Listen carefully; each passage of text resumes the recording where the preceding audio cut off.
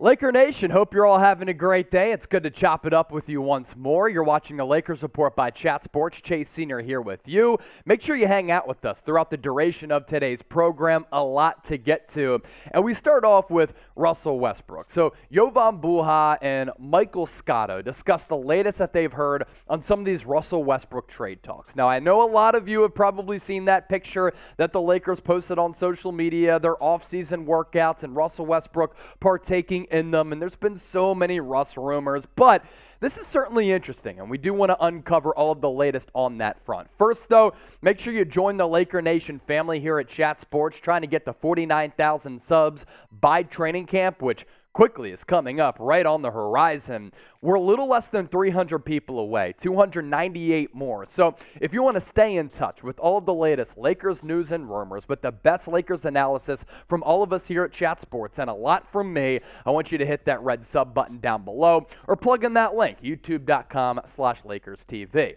As for the latest Russell Westbrook trade offer, Michael Scotto saying that the Pacers had hoped to land Talen Horton-Tucker before he got dealt to the Utah Jazz for Patrick Beverley in a Russell Westbrook trade before everything transpired with Utah. And here's what Scotto had to say, and frankly, I wish this actually happened. I'll relay my thoughts coming up here in just a few moments. But he said this: essentially, Indiana was hoping to get Westbrook's expiring contract, Lakers' 2 first-round picks, 2027 as well as 29, along with THT, for Myles Turner, Buddy Hield, and they wanted to make LA take Daniel Tice, who has some years looking ahead on his contract. This honestly sucks that it didn't happen. I think that the Patrick Beverley move does make the Lakers better. He immediately, in terms of three-point percentage, becomes their best three-point shooter. He's a dog. Intensity. The Lakers need that. One of the best defending guards in the NBA. But Buddy Hield and Myles Turner really intrigues me. So too does Daniel Tice, who makes a little bit of a shaky front court, a little bit more formidable, and at the very least a little bit more deep. And he's just a championship player, as we've seen with what he's been able to do with the Boston Celtics. Jovan Buha then said this: as far as Westbrook's trade market, I've heard Indiana and Utah, two of the most likely destinations. I think Utah is, from what I've been told, more likely than Indiana. Several permutations there with Indiana, where it could be Myles Turner and Buddy Hield together, or one of the two. With Danny Ainge, anytime he's involved with the Los Angeles Lakers, this coming from Scotto in response to that, let's be clear, Ainge is going to try to squeeze the Lakers like a freshly squeezed glass of orange juice. That sounds good. That I don't think there's any way he's going to Utah without those 2 first-round picks. If anything, Ainge is going to try and get them both unprotected, like he's trying to do with the Knicks, and get as many unprotected picks as possible. And this is why I continue to say that Danny Ainge is going to trade Donovan Mitchell at some point. Look at what they got back for Rudy Gobert. Look at what they're trying to get back for Donovan Mitchell. It's not player capital. It's all draft capital. They traded away Patrick Beverley. They are about to reset, hit that reset button, and totally rebuild. And you can't convince me then, as we progress further in these conversations, that Danny Ainge or anybody wants Russell Westbrook, the player. Do they want him to fulfill some salary cap obligations so that they can absorb his expiring contract, then move on from him and serve as that salary dump destination like Castaway, Tom Hanks, what up, Wilson? You can't convince me anybody wants Russell Westbrook, the actual player. Maybe he just goes there just because of the contract. As for a potential backup plan, let's talk about this, because it is becoming realistic that Russ does come back to the purple and gold. What if a Russ trade doesn't materialize before training camp next month? What then happens? Mark Stein, interesting nuggets on his Substack. Yet I am also hearing that if no trade involving Westbrook materializes, and if he is on the roster when the Lakers start practicing September 27th, Darvin Ham remains determined to carve out a real role for Russell Westbrook. Sources say that the Lakers to date have strongly resisted the idea of shelving Westbrook completely until they can find a trade for him like the Rockets tried last year with John Wall, even after trading for longtime Westbrook adversary Patrick Beverley. Now that was earlier in the week, and then this was yesterday on Tuesday, as we're coming at you on the Lakers Report on Wednesday. Russell Westbrook and Patrick Beverley have already been in constant contact since becoming Lakers teammates, league sources tell me.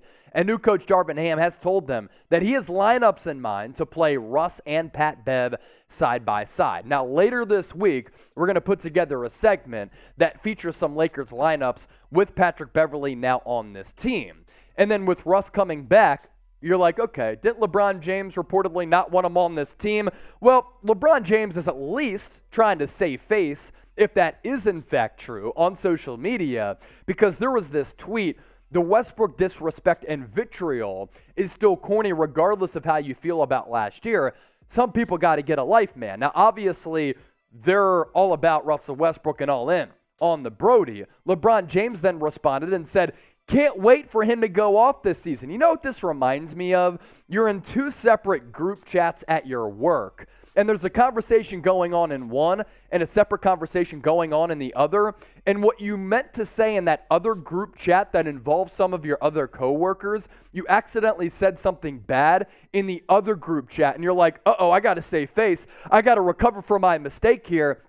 I got to let Russell Westbrook know that I actually do want him on this team and cover up for that mistext. Everybody's been in that situation. That's what that kind of reminded me of. But at least the Lakers at this point have Russell Westbrook on their social media pages because they tweeted out this picture and pictures of Russell Westbrook and Thomas Bryant working out. Bryant looking good, coming off a couple of injury-plagued seasons, most notably that torn ACL.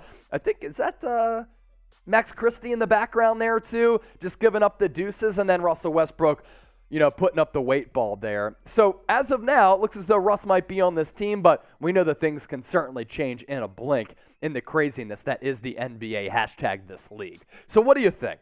Would you give Russell Westbrook the John Wall send-off like we talked about earlier on in the show? Obviously, the Rockets tried to trade him, and then they were like, you know what, let's just move forward with our young pieces, cut our losses, let's buy him out here, let him go. Type Y for yes, or type N for no. More from this topic of conversation, especially involving Donovan Mitchell, maybe R.J. Barrett from Mark Stein. If the Knicks manage to win the trade race for Donovan Mitchell, or even if another team unexpectedly beats them to Donovan Mitchell, league sources say there's a decent chance the Lakers will be involved in the deal, which is interesting. The two future first-round picks, 2027-29, are the kind of top-shelf draft picks that Jazz CEO Danny Ainge is believed to covet. What's interesting, though, ideally, in a best-case scenario world, they're not good draft assets for the Jazz because that means that the Lakers are competitive and that they're late to mid first-round picks. But then there was this fake news tweet from Travis Garlick, we think, and I'm not sure who Travis Garlick is, but some people thought that this tweet was a little bit bitter, like, biting on some garlic. But he said, Utah Jazz, bad joke, Utah Jazz, Knicks, and the Lakers in the final stages of a deal that sends Donovan Mitchell to the Knicks and R.J. Barrett to the Lakers, and 4 unprotected first-round picks to the Utah Jazz, 2 from the Knicks and 2 from the Lakers. And then he said this, Utah Jazz looking to send Mike Conley to L.A., and then Rudy Gay to the Knicks and acquiring Emmanuel Quickley and Obi Toppin. Lakers would also get Evan Fournier. Knicks and Lakers pushing for the Jazz to include Jordan Clarkson and Bogdanovich. He spelled his name wrong. And then the Lakers value Barrett over Tyler Hero. Miami is viewed as a backup option in a 3-team trade with the Jazz. Knicks wanting some second-round picks as compensation for giving up Obi, IQ, Barrett, and two first-round picks for Mitchell. Feeling some pressure now since the Heat have potential partner in L.A. Now, obviously, I don't think this is going to happen because R.J. Barrett just signed that extension with the New York Knicks, and now, because of this rule in the NBA, he can't even be traded for a couple of years now, if I'm not mistaken. Now, R.J. Barrett would be a dope young piece for Los Angeles. This is a young wing who's really good and emerging as a defensive player, and he's actually surprised a lot of people with that three-point stroke. You take a look at the numbers, like when he was coming out of Duke, everybody was saying R.J. Barrett can't shoot. Well, the numbers prove otherwise. Rookie year, 32%, pretty good with the extension on the three-point line from the college ranks. Following year, 40%, last year 34, but points per game, 14 plus, 17 and a half, 20 points per game, and also has high-level defensive potential as well. So R.J. Barrett, the player, he really is a good one, but now after signing that contract extension with Los Angeles, with New York. He can't be traded to Los Angeles, excuse me. Now, we do want to tell you about a great deal thanks to our friends at Fanatics. And if you plug in that link at the bottom of your screen, chatsports.com/Lakers t-shirt, some of these shirts are as low as $5. Yes, you heard that right. And we're talking some Nike gear as well, as evidenced by my right here. If you want to celebrate the championship from the bubble season or just rep the purple and gold and march about your life with some swagger, rocking these Lakers colors, we'll put this link in the comment section and the description of this video. A couple of short sleeve shirts, but also long sleeve as well, with fall coming up around the corner. Even if you're living in California and the Los Angeles area, gets a little bit chilly at night. Chatsports.com/Lakers t-shirt. We'll put that link down below in the comment section and the description. Want to now round out the show by talking about Austin Reaves. So could he be a starter, and could he actually be a part of this closing five? The Athletic, chatter out of the organization, does say that Austin Reaves could start and end games for the Los Angeles Lakers. Now, it kind of goes to show you the lack of firepower in the ignition for this Lakers team. You look at what Austin Reaves did last year, really just okay. Now, he did get a lot of burn, a lot of tick, 23 minutes per game, 7 points per, 3+ rebounds, shot around 46% from the floor, and then about 32% from beyond the arc. If those numbers go up and stay around the same for the field goal percentage, but go up to about 36% from three, Austin Reaves has that length to give you good defensive upside, good energy. As a bench player, I like him more. As a starter, but if he makes some of those improvements, then maybe he gives you one of those cheap options on a team that's kind of cap-strapped to really help out your depth or give you just a different look in terms of your starting and your closing lineup. I'm not expecting him to be a massive contributor, but the Lakers might have higher hopes for him than many out there do. Austin Reaves did also talk about hitting that rookie wall, and then maybe that's why, after hitting that big shot against the Dallas Mavericks, he kind of tailed off just a little bit, but was asked about hitting that rookie wall. And let's be real. I mean, you go from Oklahoma to the NBA, you play Summer League to crack the roster, and then you play an 82-game regular season schedule.